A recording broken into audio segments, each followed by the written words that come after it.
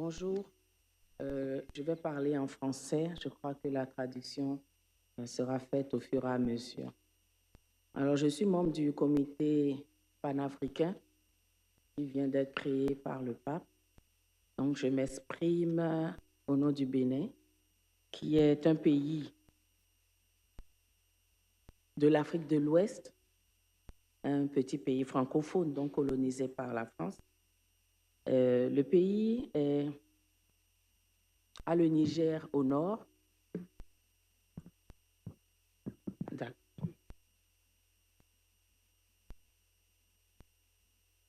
Alors, le pays a le Niger au nord, le Burkina Faso au nord-ouest, l'océan Atlantique au sud, le Nigeria à l'est et le Togo à l'ouest. C'est un pays qui a aussi un pluralisme juridique qui se manifeste par l'existence de plusieurs systèmes juridiques pour un même État,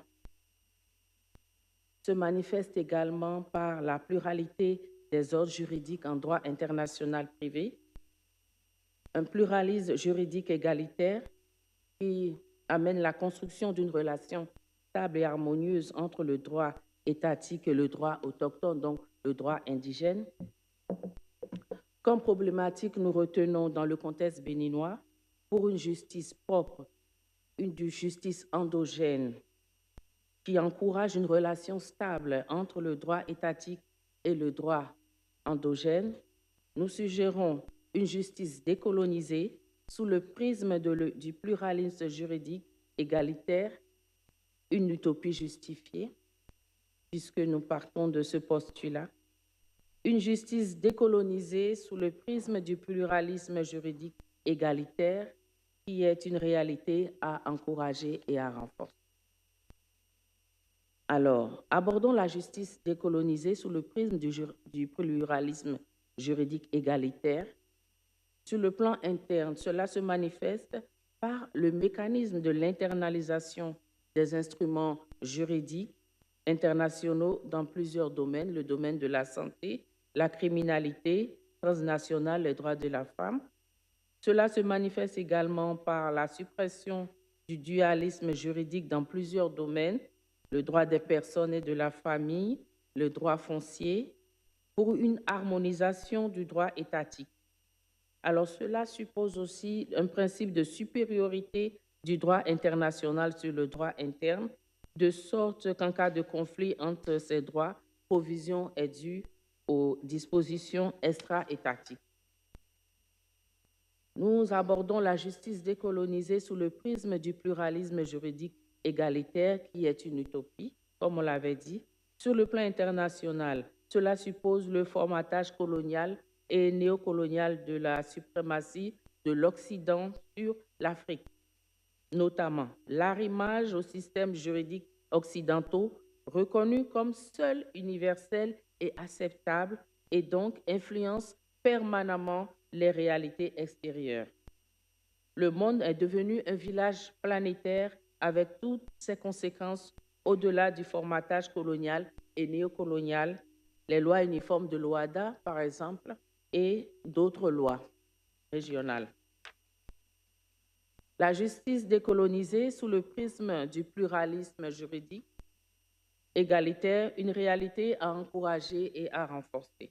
Sur le plan constitutionnel, nous aurons l'incorporation de la Charte africaine des droits de l'homme et des peuples de 1981 à la Constitution de notre pays, qui amènera la prise en compte des valeurs africaines dans cette Constitution. La saisine de la Cour constitutionnelle, c'est un vœu, sera faite par tous les citoyens à chaque fois que leur droit sera violé. Alors cela entraînera aussi la modification de la loi fondamentale qui va désormais s'adapter aux réalités internes de chaque région de notre pays. La justice décolonisée sous le prisme du pluralisme juridique égalitaire, une réalité qui est à encourager et à renforcer.